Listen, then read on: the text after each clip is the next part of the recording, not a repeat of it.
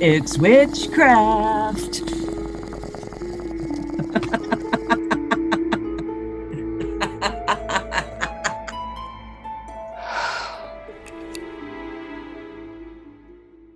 Hey there, all you paranormal, witchy, ghost story fans. Welcome to the Stoned Witches Hour, where every moment is 4:20 a.m. On this podcast, two best friends separated by several states of the USA tell each other true-ish paranormal tales of creepy ghosts, elusive cryptids, and haunting true crime, all while smoking the dankest weed in the land.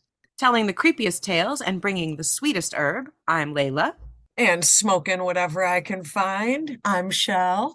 You got to start growing, Shell. I I've been telling know. you for years, but you can't keep anything alive. I can only keep cats and kids alive. If it ain't kids and cats, it comes to my house to die. Yeah, if it's green, she kills it. It's pretty Yeah. true. But I'm almost positive I could get you to grow some really fine, sticky, icky weed. I'm so meticulous about certain things in my life. And when it comes to plants, all of that OCD goes out the window and I just can't keep that shit alive. And as you know, I've even tried to grow before and it was like the most heartbreaking epic fail. That's true. That's true. Despite your surprising best efforts, usually you don't get as far as that with I know. plants. So the fact that you got it as big as you did, I have to count that as a win. Cats and kids, man. That's all I can do. Cats and kids. So what are you smoking today, Shell? Since it's not homegrown, obviously. Have you been back to Happy Valley lately? I am actually going after we record today. So I will be headed out there later this afternoon. So I'm still at the moment, still toking on some friend weed. So I'll be wrapping up my friend weed later today and I'll be traveling up to Happy Valley. And as you know, last episode was my birthday. It was. It was. And one of the things my wonderful husband got me was a couple grams of dabs. I was just going to say, I just wanted to point out to our listeners, I just noticed this. So Layla's talking with a torch in her hand, and I'm like, Yeah. Layla's got a torch. It's a little mini torch. It's about 6 inches tall. We're not talking any type of big blowtorch like your son-in-law was using there. Lord. No wonder you were afraid of dabs. Right? Talk about light your ass on fire. If someone's pulling out a full-size blowtorch, I would also be scared of dabs. Nope, this is it's bigger than like a kitchen torch, but smaller Right. than a blowtorch. My husband is here today. He's going to be heating up our dab rig for me. So you're going to hear the blowtorch Ooh, in the that background. sounds like a rocket, man. I just got to tell you a real quick story. Everybody looks online. We all love our little Instagram posts. So I'm on Instagram. Hmm. I'm scrolling through, and there was this site. And what caught my eye is it had tarot cards in the front, and it looked like it had a crystal ball. And this Oh, woman, that's right up our alley. right? And this woman is like doing all this stuff in front of the crystal ball with her hands. She has her nails done real pretty. And I'm watching it. I'm like, ooh, look at the tarot cards. Look at the crystal ball. And I look a little closer and she pulls her hands away. It wasn't a crystal ball. It was a bong. Oh, awesome. Really right up our alley. How fun is that? No, seriously. It looked exactly like a crystal ball and it even had the base on it attached to the glass part. And then right on the edge, it just had the little hitter piece. And then on the other end of the ball, it just had a little opening and a little hole flush to the crystal ball, and you sucked the smoke through the crystal ball. I loved it. I love that too. That sounds amazing. I want one. You know I me in know. glass. I've always got to get the pretty glass. But the fact that they made it look like a crystal ball, it was perfect. It was totally our thing. We both should have one. Definitely. So, what kind of dabs are you smoking? Because you look like you're enjoying them a lot. These are fantastic. I have some pink sugar, spelled with a Z, Ooh, and some grapefruit sour. ooh, I love dabs because you really get the terpenes, the taste. You know how sometimes when you get weed and you're like, it's called, grapefruit, blah, blah, blah, but it tastes nothing like grapefruit. right. A lot of times dabs will have some of that taste. They will have some of that flavor, whether added later as terpenes or if you're lucky, just fresh pressed right from the live plant. I just want to be honest with everybody for a moment. Layla is going to be cutting out some major coughing because she loves her dabs and she loves to cough to get off. It's true. And I also don't want you all to have to listen to me as I cough. I'm just laughing. But these are so, so good. And like we talked last time, a lot of times the THC levels on these will be up in the 90%. You were talking about terpenes, and I just wanted to say that I feel like dabs don't have that weedy, smoky flavor, that they actually have flavor. Not to equate it to food, but dabs have flavor. Weed just sometimes it just tastes like weed, like you can get the lemon strains that do taste citrusy and lemony, but weed tastes like weed, smoke tastes like smoke, but dabs have flavor. Oh, they really do. It is missing that combustion. You don't get quite as much of that burnt taste or that Right. smoky taste. And the other thing I like about dabs is if you're not using a torch, or if you get used to it when you are using a torch, you can control the temperature. There are even some what's called an e-nail, which will heat up the dab rig for you, and you can set it to specific temperatures Why can't you use a Bic lighter on dabs? because it won't get the chamber that you're using to heat up the dab is basically it's a glass, usually a quartz glass chamber, kind of like a bowl on a bong. And you heat that up and it holds the heat, the glass in it, and get actually red hot. So you have to kind of know where that temperature is at. The lower the temperature, the more flavorful of a dab that you're going to get. Those terpenes burn off at higher temperatures. So a nice lower temperature is what they will call sometimes a terp slurp because you're getting a you lose a lot of product. It's a little bit product wasteful, but it's very, very tasty. And you get all of the THC and all of the terpenes. Is that why you can't really smoke dabs in just like a regular glass pipe because it's That's just correct. wasteful? Because yes, it's you can smoke dabs. A lot of times, my husband loves to make beautiful bowls. I think the man was born to be a weed artist. I swear, he will take a bowl and he'll pack. I don't know. He's such a mathematical guy, but he packs these gorgeous artistic bowls. He's like the weed packer, like the Starbucks guys who put the pretty shapes into your foam. He's He's like the that weed for weed. barista. Yeah, the weed barista. Yeah, and then he'll put a little bit of resin and some hash on top and make it look all pretty. You can put resin and dab, different types of dabs on your bowl and smoke it that way. Your lighter will absolutely get you there. It'll burn it off and you'll get the THC and the taste from it. You just get more of it from a dab rig. The reason I ask, and if you want more information on my thoughts and feelings on this particular product, you're going to have to take yourselves way back to like episode 3 or 4, folks. But one of the stores locally here to me did a thing last year for Valentine's Day. And boy, am I hoping that they are doing it this year for Valentine's Day, because I'll be checking that out. It's not Happy Valley, but still, this particular product, I'm in love. I am on the lookout for rose petal joints, man. Rose petal joints, how'd you know? I remember. I'm so jealous. They do use a rose petal paper on the insides. What makes it super special is they actually put dabs in the weed when they roll it. So you're getting Oh, like the double yeah. booster. I mean, yeah, you're going to pay $20 for a 1 gram pre-roll, but it's like doing a dab and smoking a joint all in one. And I do love the joint artistry too, and you can find them all over Instagram where someone will pack a cone joint and then wrap it with the wax and make beautiful designs on the outside of the paper. So you can do it on the inside or the outside. Put it on your bowl, put it in your joint. It's an amazing booster. With this particular store, they did it on the inside because the draw was the rose petal paper for Valentine's Day.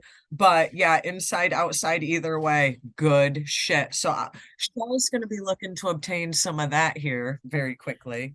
Probably my favorite vape of all time was when I first discovered vapes. It was a company in California called Mother Earth, and they had a limited edition rose water flavor. And I absolutely adored that flavor. And they're gone. The company is gone. I can't find them anymore. But rose petals as a joint, it's such a delicate, nice flavor that when Valentine's rolls around, I'm going to buy out the rose petal joints of every single dispensary I can find because they're that good. I love them. I just like I don't even know if it really had any difference in flavor. Do you think the rose petal paper really added flavor or anything other than ambiance?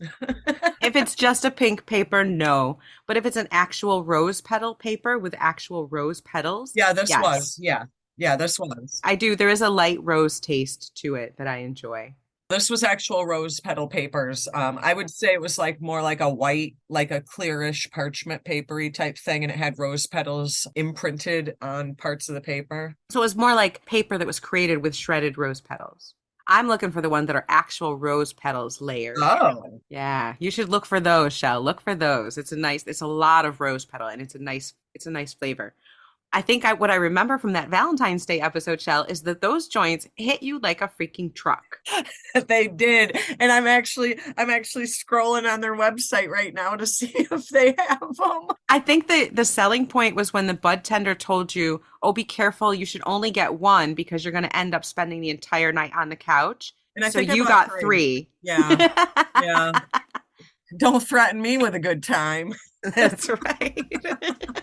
I hope you can find those again. Let me know if you do. I will. I'll let everybody know if I can, man. 'Cause I was loving those. So, despite getting really, really high, we are talking about some pretty amazing things tonight. And it turns out we are both in the same state today. Actually, I just want to say our friend Kay, one of our listeners, we talked about last episode. She had inquired about us potentially chatting about the Ashmore Estates in Illinois. So I'm going to Illinois too. This is going to be an Illinois episode, guys. Yep, I am going to Chicago, Illinois, to the very first serial killer in the United States. Ooh, wow. See, when I think Chicago, I think Al Capone. Well, yeah, see, I almost did a story on Al Capone, but no. So we're going actually to the murder house, which is in Chicago, Illinois, or was. Well, Ashmore Estates is in the town of Ashmore, Illinois. I don't know. It's really weird because I found in one place it was called Ashmore, Illinois. Then I found another place where it was called Charleston Township. All I can really tell you is it's about an hour out of Chicago. So what's going on with all these places that are right outside of Chicago? Because last week I did Bachelor's Grove Cemetery, which is right outside of Chicago. Not only is the question what's going on with Illinois, the question is why are we drawn to Illinois? What is up with that? So those of you in Illinois, what's going on? Is there a Bigfoot convention there? Is the UAPs, UFOs all being there? What is up with Illinois? I don't know. Maybe that spy balloon is floating over there at the moment. Maybe Who it's knows? not a spy balloon. Maybe it's a Bigfoot UFO thing. I laugh. I'm on the landing flight path and the takeoff flight path, actually, from Logan Airport. And so we'll see planes coming in at all different times of day and night, different elevations and stuff. I'll be outside having a cigarette and I'll see a weird light in the sky. And I'll say to my boyfriend, I'm like, it doesn't look like a plane, so it's got to be a UFO. They're here. I love that. And he'll be like, it is not a UFO. I go, does that look like a plane? He's like, not really. And I'm like, yep, then UFO. UFO, 100%. I don't understand how he does not see that logic. Exactly. Bad boyfriend. Exactly. I mean, come on. It's obviously a UAP. Exactly. Just like Bigfoot's real, but he challenges me on that too. Different episode. What? Do I need to come back out there and have a discussion with your man? You might have to. And we have a follower on Instagram. They follow us, we follow them, Squatch Watch. And hey, Squatch Watch, how's it going? Love you. And so last night, we're arguing about Bigfoot again, and I'm using Squatch Watch as my defense because they were posting videos of some. There Bigfoot are videos, boyfriend. And I'm like, and I told him, I said, look, even Squatch Watch has videos. So See? there. Absolutely. There are pictures and videos, and we have told many, many stories of sightings and examples. And I told one where there were two Sasquatch bodies were retrieved and taken away by men in black. So, obviously true. The truth is out there. The truth is out there. So, I just want to jump into this Ashmore Estates. Asylums are right up your alley. I hate those fuckers. They're so scary. I feel like they're all the same. It's, I don't want to be like Debbie Downer about this, but I feel like all of these stories have the same beginning, middle, and end. It's just the only difference is the location and maybe some specific type of activity going on. Let me see if I can sum it up. Beginning, places created with the best of intentions that are actually horrific, terrible things that people can do to each other. Check. Place gets overcrowded and under bad management. Check. So everything gets out of hand, shuts down Check. after huge, horrific things are discovered to have taken place there and becomes abandoned, and then is rife with ghosts. Check. What I forget. You forgot in the middle the whole grand reopening after the initial Oh, closing. You forgot that second grand reopening where the that's story right. starts all over again. That's true. A lot of them did do that. They had a second life as something else, sometimes with just as shitty of an outcome before it became abandoned. Good If point. not worse. Good point. If not Okay, my worse. bad. Yeah, right. I forgot that part. Asylums are your thing. And, as you can imagine, as all of my asylum stories start, this one happened in the mid 1800s. It's when it was built. Man, not a good time to be alive. My story is also in the mid 1800s. It probably around the same time. No shit. So what you're telling me is the mid 1800s, it was not cool to be living in Illinois. No, I would not have lived there if you had paid me at the time. After you hear my story, you would not want to be anywhere near there. So this place was built like in 1850s. And as a lot of these asylums started, it was built as a poor farm. Like a lot of my other stories, this kind of is the same thing. It was built for where the government would house folks who didn't have anything. Right. Almshouses. Some places were called almshouses. Actually, this was referenced as an almshouse, yes. The college where we originally met, on its grounds, the nursing students. They called it almshouse. Those had originally been almshouses for the poor people in the area, and now house the nursing students. Yep. So this was actually the same exact thing. So from 1857 until 1869, it was actually a poor farm, and it consisted of 260 acres. So as you can imagine, this was a huge place. Yeah. It had the railroad crossing it. The Indianapolis and St. Louis Railroad crossed the property. So that leads to some of the ghosty things, which I'll get to. So they did have a guy that kind of ran the place, and he was a jerk. They were called inmates. Now, At the almshouse, so like the people that they were helping, they referred to like they were jail prisoners? correct. Oh, wow. So this guy that was running the thing during the time it was the poor farm, the superintendent, Oliver D. Hawkins, he kind of tried to run it like a regimented jail. Basically, if you were too poor to take care of yourself, then I am now the boss of you, was A kind lot of of times they his. thought people were poor because of a moral failing. They were a Right. bad person, or so maybe he had the idea that if he just gave them the discipline that they needed, Right. that kind of thing, pull you up by your own bootstraps. That was his attitude. Yeah. Very strict, like very drill sergeant-y kind of mentality. Okay. Like all of these places in that time did, they had a small cemetery for their burials on the north side of the grounds. And in 1879, they had already recorded 32 deaths amongst the estimated 250 quote unquote inmates. Oh, wow. Now, you'd have to think a lot of that is probably they were malnourished, maybe they were ill and untreated, maybe they were old, but a lot of those are probably deaths that just, slipped through the cracks. But then between 1870 and 1879, because that guy was just a superintendent until it ended as a quote unquote poor farm in 69. Do you think maybe he helped some of them kind of to be dead? I think he did. But then it kind of turned into more of an asylum in 1870. Between 1870 and 1879, they were able to find between 60 and 100 more graves. In 9 years? Correct. Wow. Now, they had the Commission of Public Charities visit the place in 1902. They said that due to what the inmates suffered from, heating by stove was sufficient. Now, I've never been to Illinois. I'm not going to lie. But they don't call Chicago the Windy City because it's warm and sunny. Okay. Right.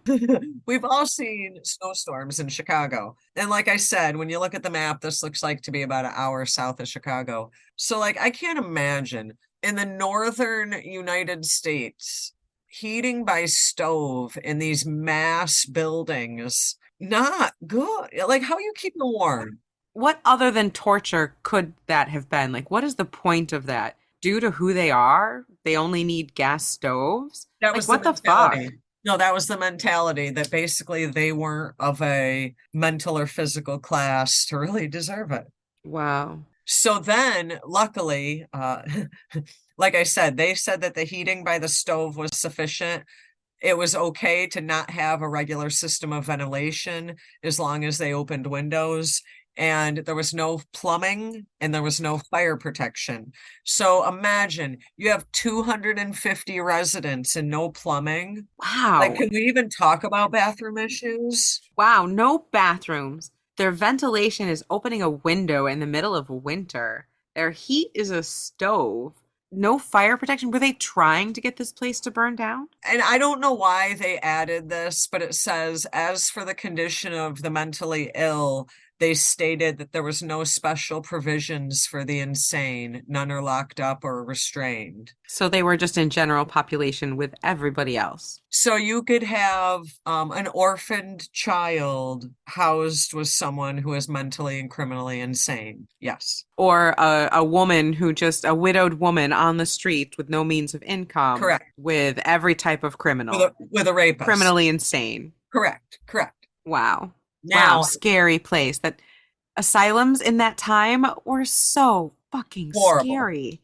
I don't Terrible, care. terrible place. I don't care if you call it a poor farm. I don't care if you call it asylum. I don't care if you call it an almshouse. They were shitholes, okay? Total shitholes. Luckily, by 1911, the State Board of Charities condemned the almshouse because it had vermin-infected walls, rough floors, small windows, and improper ventilations, and that flies swarmed everywhere. And it was especially noticeable that the food that was prepared for the poor was especially swarmed with flies. So not only are they eating That's shit food, gross. but it's covered in flies. No one cares. So they were just giving them like the worst of the worst, basically treating them like cattle. Yeah, yeah.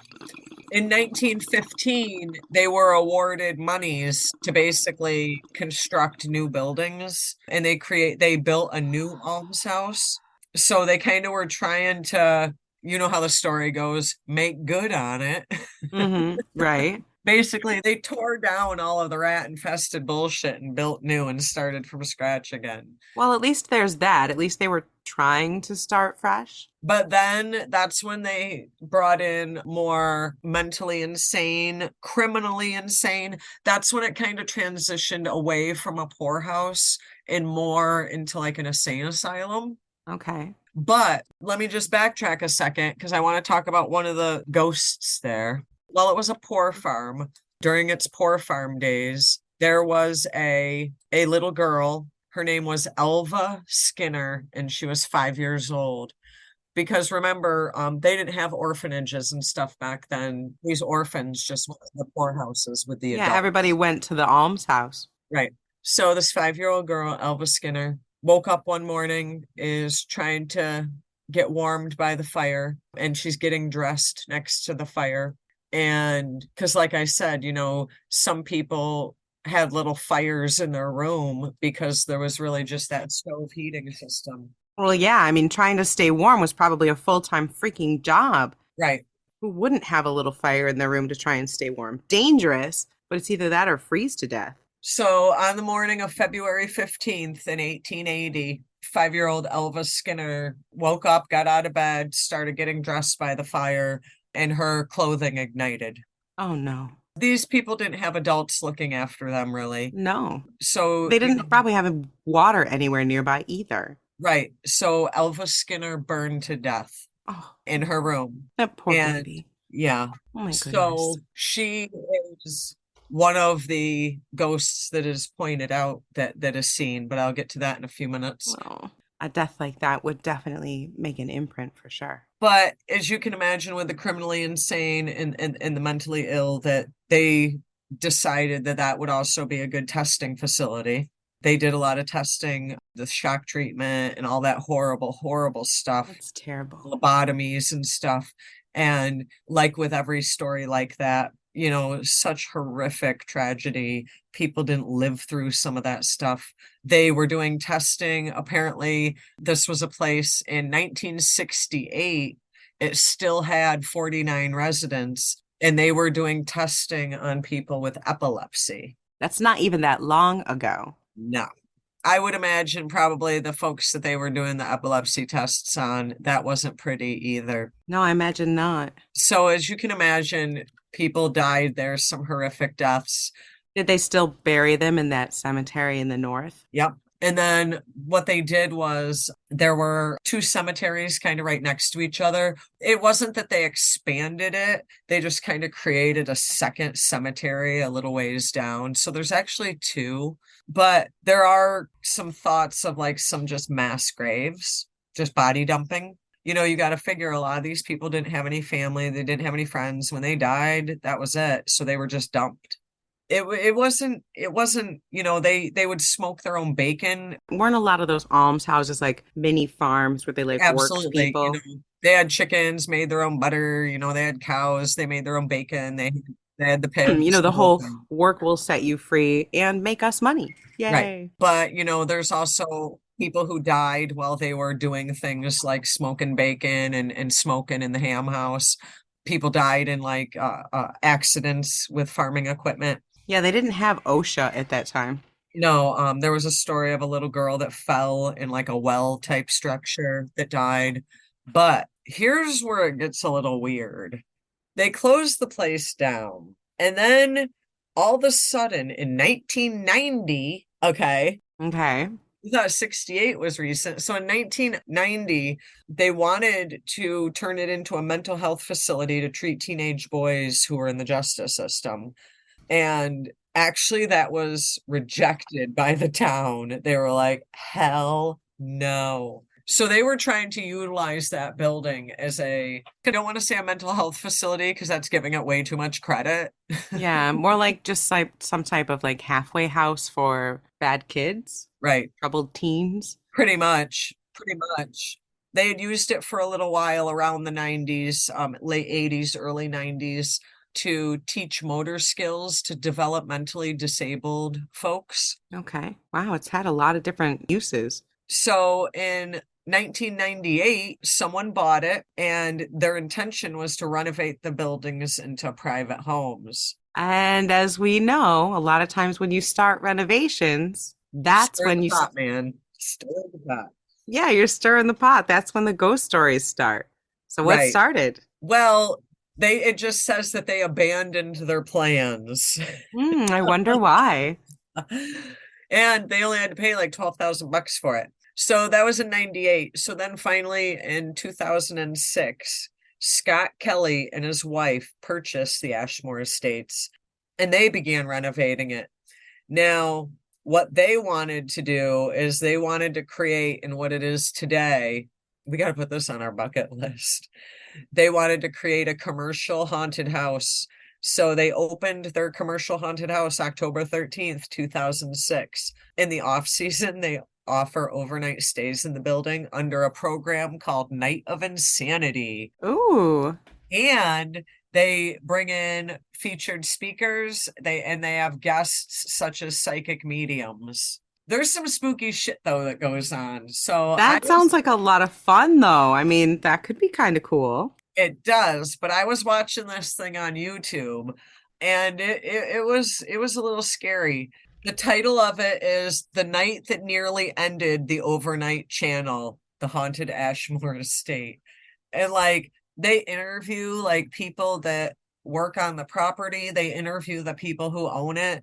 They do some, people's experiences. Basically, you can rent it. Intriguing. I don't know if rent it's the right word, but you can stay there for like a 12-hour overnight. Nice. So you can go do your own ghost hunting. You can go do your own ghost hunting, but there's some weird shit. Like This is probably more so than maybe some of the other ones we've talked about. Like, you can get touched. Oh, You can feel things whispering in your ear. They say that a lot of women feel like they're getting their hair pulled. interesting. Do not be touching my hair. Right?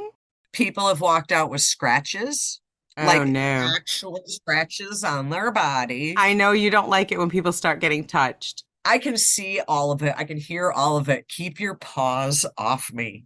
Keep your paws off me. I don't care if you're real or invisible. Keep your paws off me. Right? These are touchy-feely ghosts.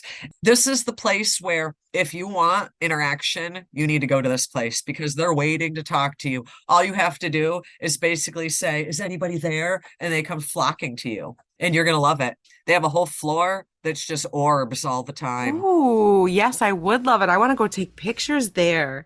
Oh, how They, fun would that be? but it's weird because it's like a three-floor thing, and the orbs are only on the top floor, from what I've read. Isn't that weird? That is weird.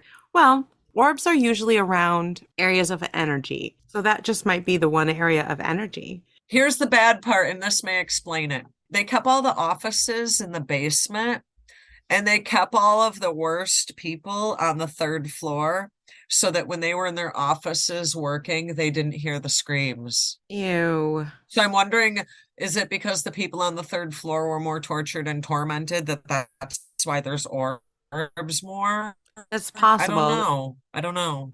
It could be where most of the haunting is localized, so that might be where most of the energy is, and so that's why the orbs show up more.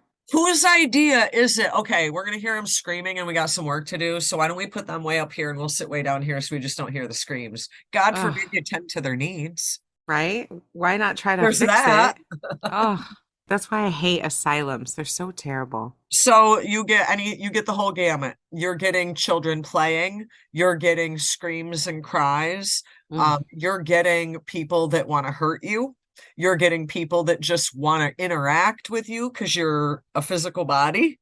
Um, you'll get people talking to you, whispering in your ear, yanking on you, tugging you, throwing shit at you. Oh, wow. One guy said he had rocks thrown at him. Like you're getting the gamut of experience here. This sounds like a really physical place. Yes, Like a yes. lot of places are sights or sounds, This is you'll get your physical. EVPs.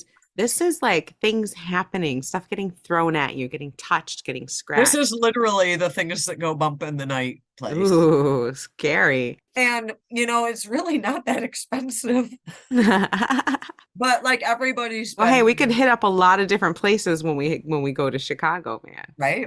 Everybody's been here. Paranormal, ghost hunters, the paranormal activity show, like all of the shows you can think of have been here. Ghost Adventures even has a whole episode on it, which I actually watched. And it was like, holy shit, we need to go there. Wow. But I definitely think that this is one that we should put on the bucket list. I want to experience some of it, kind of like I said, it's the gamut of things. It seems like on the first floor, you're getting more of that childlike activity. The balls being thrown down, the rocking chairs rocking, hearing laughter, hearing playing. And then the second floor is where there's a lot of crying, almost like crying at sadness, crying at loss, crying at pain. Mm, But then it that's seems like, scary. but on the third floor are more like the tormented screams, the Wow, it's so scratching. how interesting that it's segmented by like experience like that. Isn't that weird? And I think that's why I'm wondering if it was based on who was housed on those floors. It sounds like it. It very well could be. It's almost like the higher up you get, the more intense the physical interaction is. I And mean, honestly, that would make sense if they were trying to like keep their offices as far away from the screams. They would house the more violent, more likely to be loud people on the third the more floor. likely to scratch your ass. But there is a high percentage of guests that can't make it through the night. They just can't handle it. There are people who can't sleep when they go there. I don't know if Oh, I'd want to wow. sleep. I'd want to experience it all. There's been times where people have spent the night and smelled smoke, and they think that that could be residual from Elva Skinner burning to death. Oh, wow. Yeah, there was one person that described it as a fleshy smoke smell, like they could smell her burning. There's been people who have described that they've seen a janitor walking the halls just mopping, and all he does is just walk and mop and whistle up and down the hall. But then, like I said, you're getting the ones that their horrifying, terrifying screams and the banging and the smashing. There's talk that like outside you can hear like the screams of people being killed by farm equipment and Oh, stuff like wow. that. So a lot of people, I mean, it sounds like a lot of people died here. Well, Not you just were figure tortured here, but like died in terrible ways. when it opened in the 1850s and it didn't even legit totally 100% close until like 1990, this had 100 or more years, like 140 years of activity. There's bound to be people, and then when these people are tragically dying and being buried on site, some of them in mass graves, you've got to expect it. You've got to expect it. The only thing this place is missing at this point is an Indian burial ground. Wow. I mean, these stories they're sad and unfortunately repetitive, because this is just almost the only thing I really found different was really the scratching. I mean, the shadows, the light anomalies, hearing the things, you kind of hear that in all of these asylum stories. But this one, there's a lot of touchy-feely stuff that I think makes it Yeah. different. It's that physical aspect that really makes it really scary, like downright frightening. Yeah, and that's I think what makes me want to go. I knew you would want to go because of that. This one is a little bit more on a different level than some of the Right, other ones because right, of that danger factor. You might leave with a scratch or a bruise or right. having, for rocks thrown at you. That's pretty scary. Let's call a spade a spade. Like some of these ghosts do physically attack you. Yeah. And that Whew. is kind of different than some of this other asylums around the country that we've talked about. Right. Getting an EVP that says your name is scary enough, but how bad is it to like actually get a scratch on your back or be physically touched like that? So I have a question for our listeners. Kay, I'm talking to you specifically. Have you been to the Ashmore Estates? Like what? Like I want to talk to somebody who's been there. Like what the hell is up with this place? Because I'm very intrigued by the physical interactions. I'm very intrigued by the physical I'm interactions. very scared by the physical interactions. Like just scared. I'm just scared. Well, and that's why, I think that's why they specifically wrote on one of the sites I was reading about how there's a good percentage of people that pay for the overnight that can't make it through the overnight. A lot of these places, that's so true. I mean, it just happens like that. If stuff is really going on, some of these places, I think just the whole vibe there and the amount of activity that happens to scare even your biggest skeptic, I'm not surprised that people just leave before it's over. I have to wonder though. Now, you and I had a different conversation earlier today about commercialization of things. Hmm. And I half wonder. Now, imagine if you're a ghost. You still kind of know what's going on because you're a ghost. So, wouldn't you be a little pissed off? This place that you have made your eternal home has been commercialized so people can gawk at you like a zoo animal. I mean, maybe these ghosts are just pissed that they're being sold out. Is that a thing? Could that Yeah, be a thing? probably. I imagine for active ones like at Ashmore, that's quite possibly true because they seem to be active hauntings. Whereas a lot of times, most of the hauntings we seem to encounter are the taped ones where it's not a sentient being. So no matter what you do, it's just gonna, the woman walking down the hall is just gonna be the woman walking down the hall no matter what happens. It's just a recording. So it can't really get mad. But the I the ones wonder, that are sentient, I bet they are. I bet they are frustrated. kind of that I'm not your dancing monkey. Yeah, I don't want to play this game. I So I mean, wonder how that I'm just plays wondering out. if sometimes that's where the scratching comes in.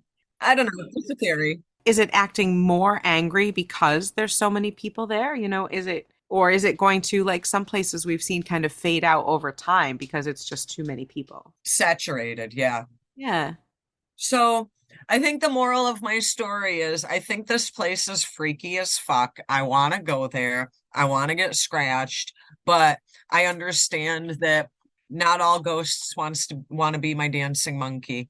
And it definitely sounds like these don't. They don't want anyone anywhere near their space. Yeah, I mean, if something random is just throwing rocks at me, isn't that a sign of I don't want you here? Right? Exactly. So yeah, I think it's definitely a super creepy haunted place, and I'm glad that Kay brought it to our attention because it was definitely cool. But I just think that the ghosts in this particular place are annoyed with how they've been commercialized. Annoyed with That's the thing. something, or Yeah. they're just, or they're just like super angry ghosts for whatever reason, for sure. Yeah, so we should go and find out. Bring a Ouija board, fuck around, find out, get some answers. So speaking of Illinois, now what's your deal with Illinois? What's your deal with them? I'm actually going to take us to in Chicago, Illinois, to a place that's called the Murder Castle. It wasn't originally called a murder castle. Like, is it a castle for real? It was a very large, I believe it was a 3 or 4 story building that had a pharmacy on the bottom and had office buildings and apartments above originally, and was then turned into a hotel and torture chamber. Ooh, like in a S&M kind of way, or in a I'm not In like a this kind of way. serial killer and murder kind of way, if that's Okay, what you mean by S&M, sure. okay. I just want to make sure I got this frame of mind in my. Okay, Okay, so our killer was originally named Herman Webster Mudgett, and he is America's first known serial killer. never heard of them. What year are we talking? Well, you might have heard of him by the name he takes later, so we'll get there a little bit later. In 1861, he was born in New Hampshire, Okay.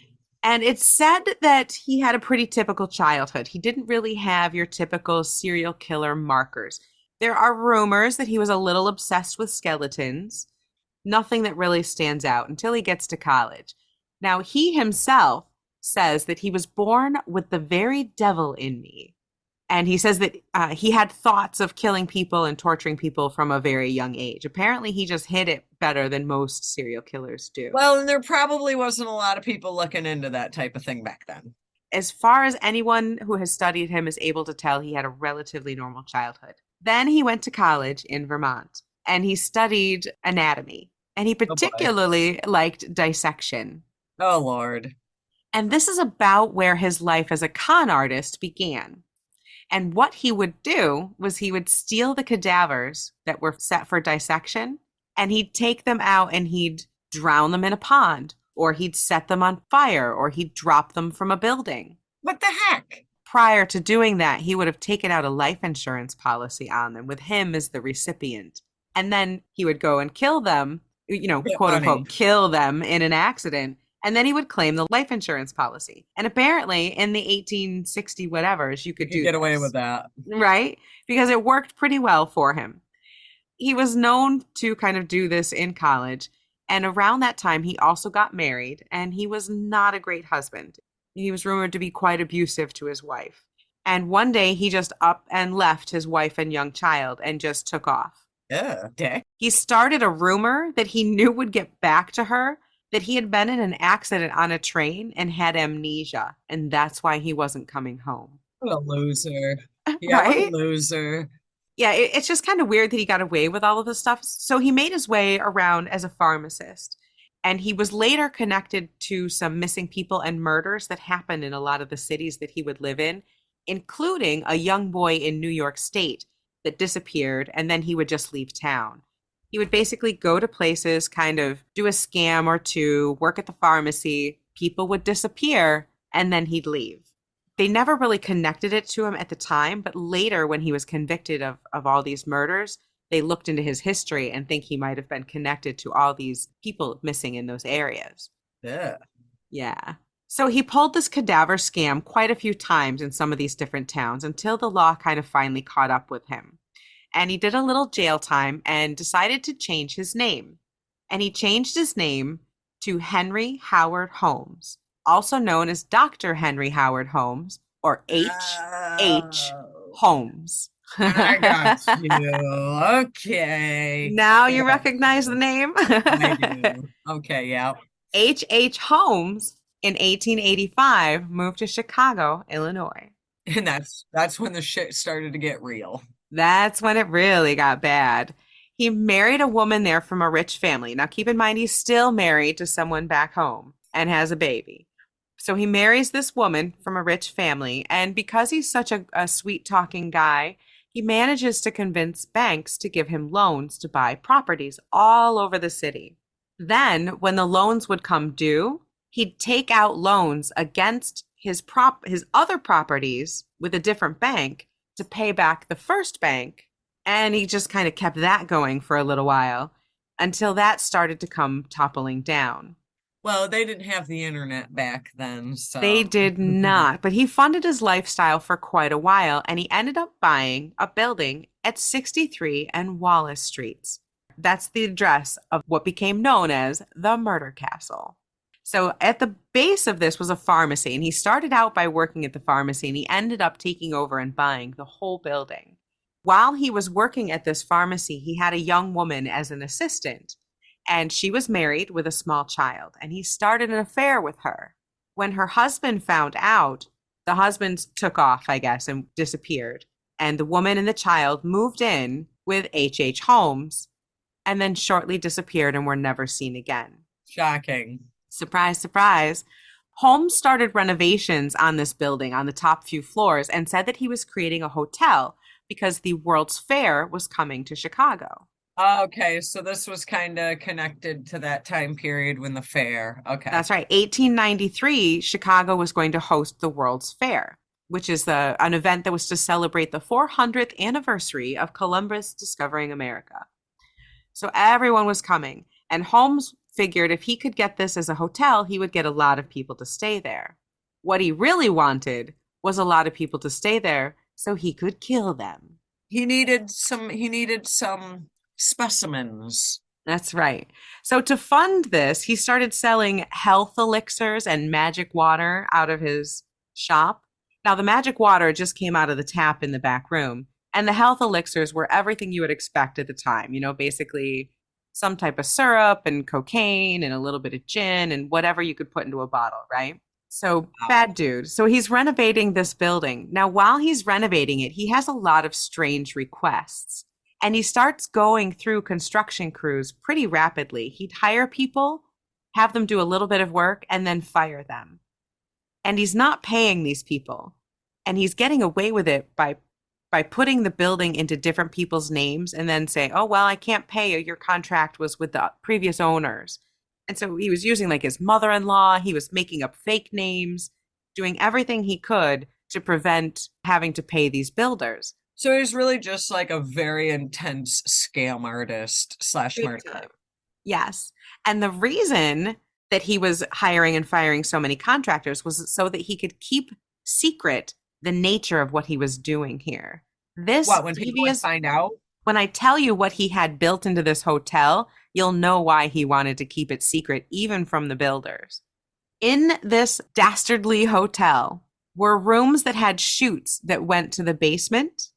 Some of the rooms had secret hidey holes in the wall where he could hide saws and claws and knives and handcuffs. He had rooms that when you shut the door, they were sealed literally airtight. So basically, he would fire the contractors after they built him something really demented.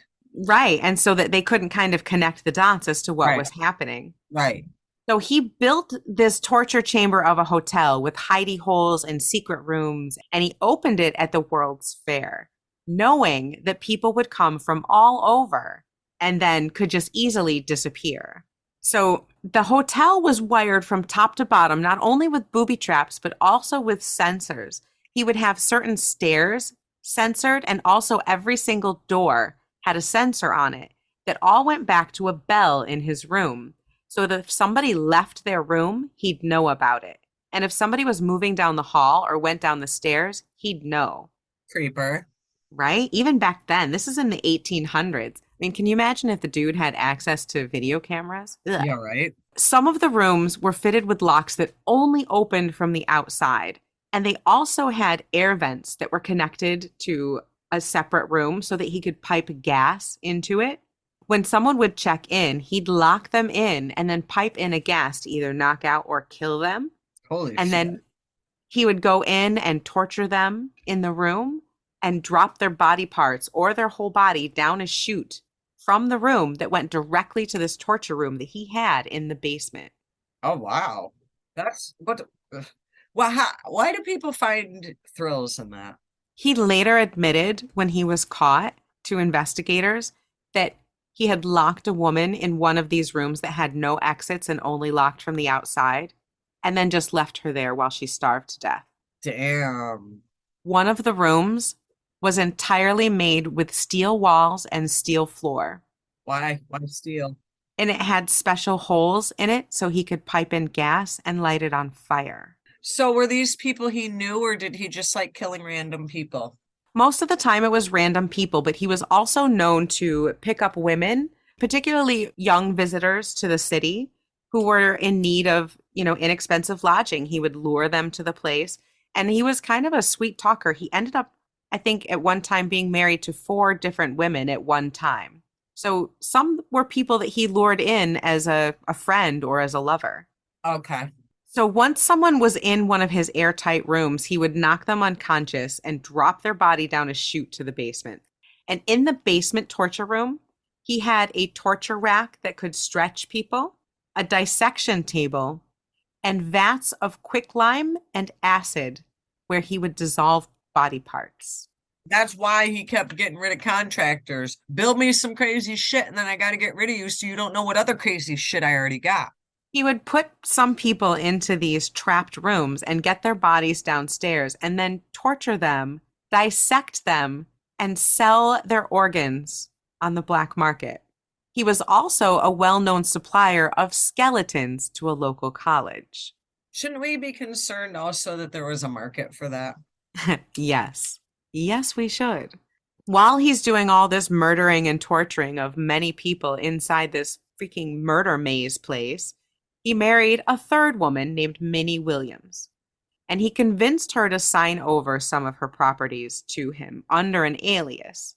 At this time, he also befriended a man named Benjamin F. Pitzel, and Pitzel helped Holmes swindle Minnie Williams out of her money and her properties. Around this same time, Minnie's sister, living in another state, is starting to get worried about this brand new husband who Minnie is signing all of her properties over to. She gets all sorts of concerned and travels to Chicago to find out what's going on. She's seen with her sister going into the hotel. Never seen coming out. Neither of them were ever seen again. Now, a few years later, in about 1894, Holmes is in trouble because all these different schemes he's got of loans to pay back loans and ditching on his contractors are starting to come back and bite him in the ass. And the police are looking into him. You can only do that living in the same location for so long. Exactly. So Holmes and Pitzel come up with an idea to get some money to kind of get Holmes out of this trouble. Pitzel's going to fake an identity, get life insurance on himself, and then with Holmes's help, they're going to get a cadaver and fake the death of this pretend identity of Pitzel's. Before DNA. However, instead of getting a body, Holmes shows up at Pitzel's house, knocks him out with chloroform, and kills him in order to collect on a $20,000 life insurance policy that he had taken out with himself as the recipient in Pitzel's name. Fuck around and find out. Holmes went to Pitzel's house, told the wife that Benjamin had gone to Europe to take care of some business things for Holmes over there. And she believed it. She did. Worse yet, He killed her. No, even worse. Holmes said he was supposed to help take care of the family, and so took her 3 smallest children of the 5 that she had. Because, 5 children is too much for a woman to care for while your husband is away in Europe. I'll just take the 3 smallest with me to help you out. Yeah, and they're probably locked in rooms. Worse. So once the children disappeared and Benjamin was, not anywhere to be found, and all this money I think it was more the money than anything else that had them looking for Holmes. They showed up at the house that Minnie, his third wife, had signed over to him. Mm-hmm. They find this house and search it and discover that he had been there. And that's where he had taken the children. They found a chest that was locked. And when they opened it, the 2 girls were inside. Oh my God. Later, he confessed that he brought the children straight there, forced the 2 little girls into the chest and locked it from the outside, and then piped in gas to kill them from a small hole in the top of the chest. The little boy All they found of him were his teeth and some hair and some small chopped up body parts Oh stuffed my, up in the chimney. oh my God. Holmes was caught and went to trial on October 28th, 1895. And of course, he represented himself. They always do. Police, when they went and searched the mansion, were absolutely disgusted by what they found in the murder castle. The labyrinthine like passageways people could easily get lost And he in, the just murder admitted, rooms. he just admitted to all of this. He did. He confessed to a lot of it. Officials estimated that he killed around 200 people. He confessed to killing 27, and there Oh is my God. proof that he killed 9. Oh my God. But because of the acid and this, There's selling the only so much they can skeletons, find. there's Yeah. only so much. He is a known liar. So I don't know if that 27 number is exaggerated or if it's, minimized in some way, because absolute liar, amongst other That's terrible, fucked awful up. things. He was found guilty and he was sentenced to death by hanging. And on May 7th, 1896, he was hung. He did not die quickly. His neck did not break. That's good. He like gurgled for about That's 15 good. minutes That's good. He deserved it. and he was pronounced dead about 21 minutes after he was initially dropped in the hangman's noose. Karma. Right? Reportedly, his last words were about how he wanted to be buried. He said he wanted to be buried very, very deep, and he wanted his body to be encased in concrete so that body thieves couldn't sell his organs on the black market. Nobody wants your shit, buddy. He didn't want to happen to him what he had done to so many other people. Actually, there was a rumor at one time that he was possibly Jack the Ripper and that the body that was buried there wasn't his and that he had gone on, that he was actually Jack the Ripper.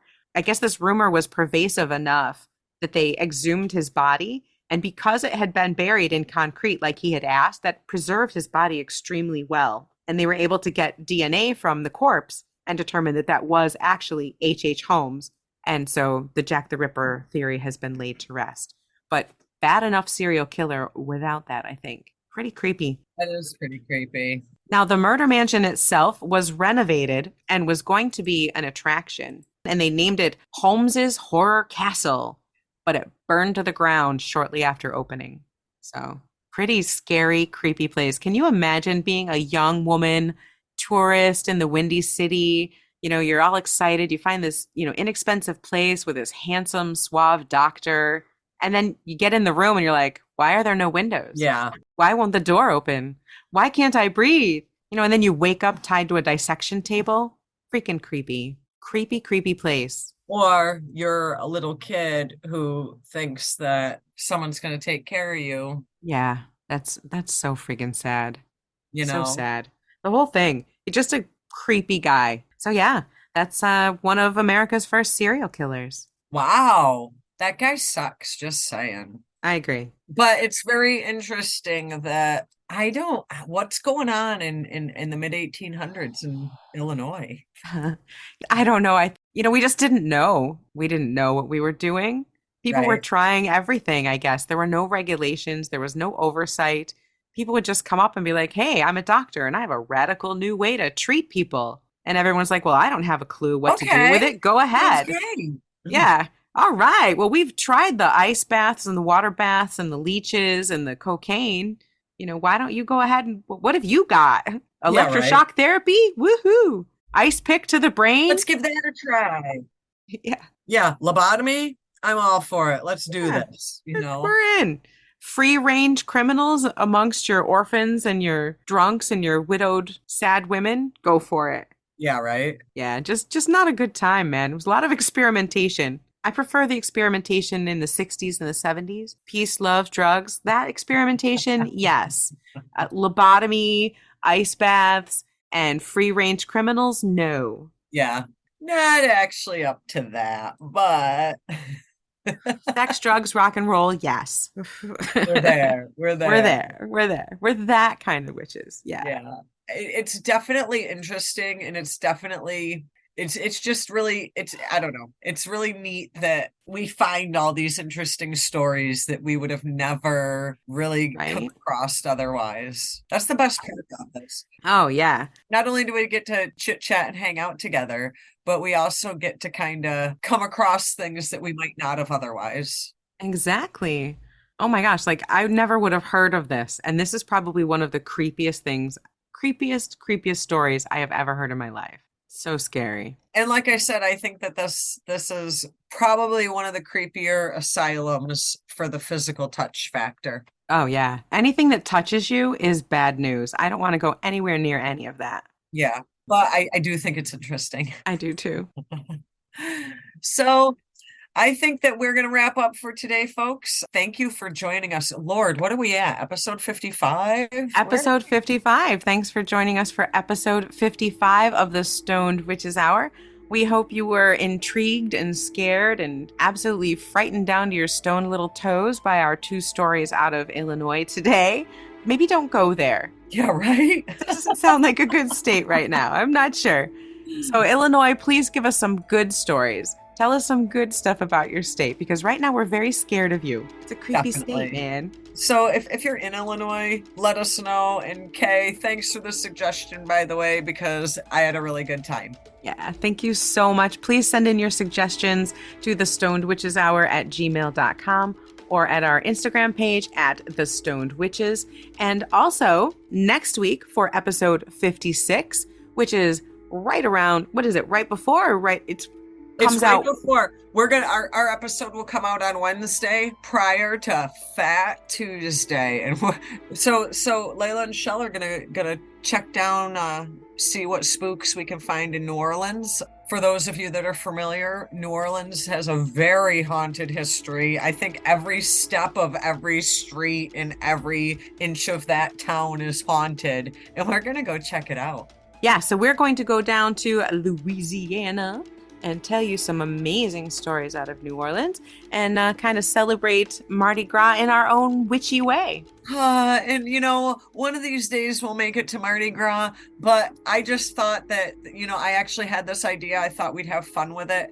We're gonna split up the city, folks. So grab your pipes, grab the blankies, grab your little teddy bear to cuddle up to, because for our next episode 56, we're going to New Orleans, man. Les bon temps roulés.